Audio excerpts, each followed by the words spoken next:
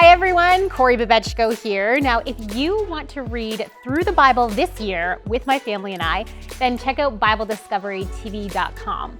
Now, this week, we were supposed to read Genesis 26 to 47. So here's everything that happened in 10 minutes. Genesis 26, it shows us one way that Isaac was similar to his father Abraham and one way that he was different. So Isaac tells people in the Philistine-controlled area of Gerar that Rebekah, his wife, is his sister so that they will treat him well, just like Abraham did to Sarah twice. Ooh. But of course, the ploy is discovered and King Abimelech is mad. What if something had happened and guilt had been brought on his people because of it? Now, unlike Abraham, there's a note here that Isaac increased his wealth by planting crops. Isaac becomes so wealthy that the Philistines start seeing him as a threat and he leaves the area, but King Abimelech still makes a treaty with him. And now in Genesis 27, it's dedicated to the drama between Isaac's twin sons, Jacob and Esau. So when Isaac, as the patriarch, goes to bless Esau as the firstborn son, Jacob takes advantage of his father's age-related blindness to steal the blessing for himself. He ends up running to his mother's family in Padan Aram to avoid Esau's murder plot against him. Genesis 28 records Jacob's famous dream at Bethel. He sees a staircase to heaven and angels ascending and descending on it. This prompts him to make a vow that if God will bring him safely back to Canaan, then he will build a sanctuary to God there. Now, because to him it's clearly a house of God, Jacob names the place Bethel. Beth meaning house and El meaning God.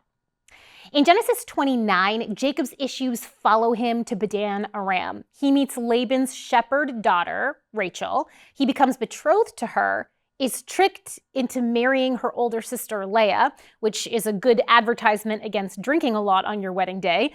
And then he marries Rachel too, for good measure. But big surprise, marrying two sisters doesn't go great. Leah knows she's not Jacob's love. And the text tells us that God starts blessing Leah with children that she's hoping will gain Jacob's favor. When that doesn't happen, by her fourth son, Leah turns her attention from her husband to God, who had been blessing her all along. She names their fourth son Judah, meaning praise to God. In Genesis 30, Rachel and Leah descend into an all-out baby war, trying to vie for position in the household by seeing who could have the most children, even utilizing their maidservants as surrogates. Genesis 31 sees the family leave Padan Aram for home after Jacob has become considerably wealthy, and his relationship to Laban is starting to sour. Now, on the way out, Rachel steals her father Laban's household idols. Turns out she wasn't a big fan of her father either.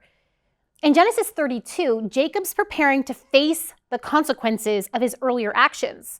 He has to meet Esau. Now, clearly distressed, he plans on spending the night alone to prepare, but a mysterious man appears to fight him. Turns out this is a life-changing moment for Jacob. He comes back to Canaan to take on the mantle of Abraham's covenant with God. And God has promised him to now fight for him. As Jacob has fought for himself his entire life, now he must rest in God. In Genesis 33, Jacob and Esau meet, and it goes well. Esau has moved on from his murderous intentions, and he's built a good life for himself. Genesis 34, things immediately begin to go badly for Jacob's family when at the city of Shechem, his daughter Dinah is violated. Now, Jacob tries to arrange peace, but his sons, that are the full brothers of Dinah, take revenge, and they go on a murderous rampage that puts the family in danger of retribution from the surrounding people. God protects them, though, and the family moves to Bethel. Genesis 35 records Jacob building that promised altar to God at Bethel, and the covenant between God, or Israel, and God is confirmed. Rachel's death in childbirth to her second son Benjamin is also recorded. In Genesis 36, it gives us a record of Esau's descendants who become the nation of Edom. Then in Genesis 37, we begin to move on to the Joseph narrative. We see Jacob's sons plotting to get rid of Jacob's favorite son and apparently chosen heir, Joseph, Rachel's first biological son. Now the brothers end up selling Joseph as a slave and saying that he was killed by wild animals. Genesis 38 takes us for a quick tour of Judah's life. Judah was Jacob's fourth-born son by Leah, and Genesis 38 shows us a huge and life-altering, humbling moment in his life. Judah marries a Canaanite woman and has 3 sons who we're told are exceptionally wicked. He marries his first son to a woman named Tamar, but we're told that Judah's son was so wicked that God caused him to die. Judah then arranges for his second son to marry Tamar in a levirate or brother marriage, but he too is wicked and God puts him to death. Now Judah has a third son, but he's not taking that chance. He lies to Tamar, sends her away to her family home to presumably grow old and destitute. But in a twist of fate and morality, Tamar ends up tricking Judah into sleeping with her, giving her what she was culturally owed, a son to carry on her first husband's name and inheritance. Except Tamar has twins, and the patriarch Judah is humiliated, declaring that Tamar is more righteous than he is. Genesis 39 brings us back to the Joseph story. Joseph was working as a slave in Potiphar's house and had proven himself so trustworthy and hardworking that he's essentially Potiphar's property manager. Now, this all comes crashing down when Potiphar's wife attempts an intimate relationship with Joseph and he refuses. She accuses him of attempted assault and Joseph is sent to jail. But even in jail, Joseph eventually gains a lot of responsibility. Genesis 40 sets us up for how Joseph gets out of jail. The Pharaoh of Egypt sent his cupbearer and baker to prison, where they both have dreams, and Joseph interprets the dreams correctly for them. The cupbearer is released from prison and restored to his profession. In Genesis 41, it's 2 years later, and Pharaoh's plagued with disturbing dreams that no one could interpret. His cupbearer recommends Joseph, who is brought from prison. Joseph successfully interprets the dream, and ever classy and honest, he gives full credit to God. The dream has prophesied a horrible 7-year famine, and Joseph proposes a plan to safeguard Egypt from the famine. Pharaoh accepts the plan and elevates Joseph to second in command to prepare Egypt. Joseph also marries an Egyptian woman, and we're told they have 2 sons, Manasseh and Ephraim.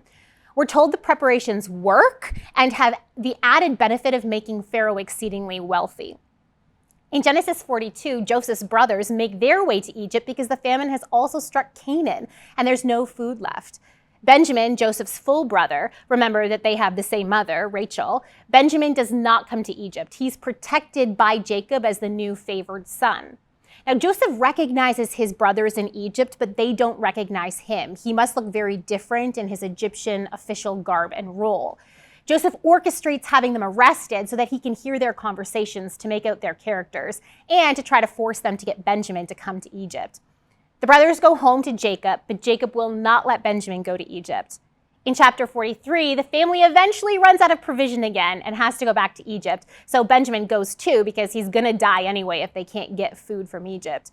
Joseph feeds the brothers when they get there. In chapter 44, we see Joseph's final test of the brothers. He sets a trap for them. He makes it look like Benjamin stole from him. When Judah tries to take Benjamin's punishment for him, Joseph finally sees the evidence of change. They aren't the same men who gladly sold Rachel's eldest son into slavery. That brings us to Genesis 45, in which Joseph reveals himself to his brothers, tells them how he understands or interprets his life, basically is orchestrated by God for the good of the family. And he sends them back to Canaan to bring the whole family back to Egypt. We learn there are still 5 years left of famine. In Genesis 46, Jacob and Joseph are finally reunited in Egypt, and Joseph prepares them to ask Pharaoh permission to settle in Goshen, which was in the Nile Delta area. Finally, in Genesis 47, the Israelites are allowed to settle in Goshen, and there's a record that explains how Joseph's plan made Pharaoh the most powerful king that Egypt had ever known. Now, Pharaoh now owned all Egypt's land except for that which belonged to the Egyptian priests. And there we go, Genesis 26 to 47 in 10 minutes or less. Now, if you'd like to hear some commentary on these passages and have some questions about these passages discussed, then please check out The Weekend Show. I'll see you there. thank you so much for watching. We want to keep producing high-quality biblical content, but we can't do it without your support. If you feel called to support us, please click the link in the description under Donate. Your support really means a lot to us.